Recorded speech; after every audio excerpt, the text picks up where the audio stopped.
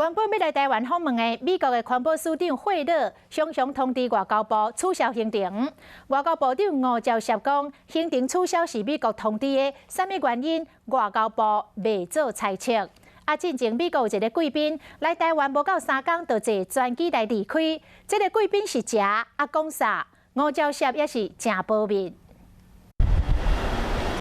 22号，点点来到台湾的美国人客，坐专机离开，结束3天的台湾行。那到底感谢美军印太司令部 J2 少将兼部处长史达曼，外交部唔讲就是唔讲。昨天离开，可能大家都有看到那个画面哈。那这件事情基于台美之间的这个互信，我们是没有办法对外面做任何的这个表述。不过拄好的是，美国环保署长惠勒本来12月嘛要访问台湾，24号却临时通知行程取消。彭博社讲是烦恼这段行程爱开真侪钱，大家感觉真好济。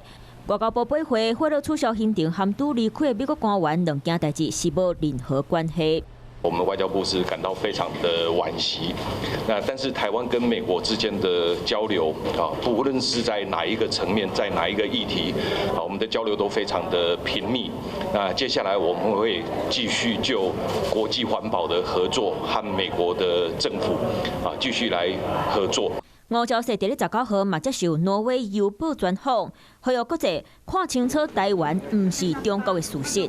台湾留学生国籍伫挪威，互登记做中国，呼吁挪威政府爱紧改过来。不管是美国还是欧洲，台湾拢爱靠外交的力量，行出家己的路。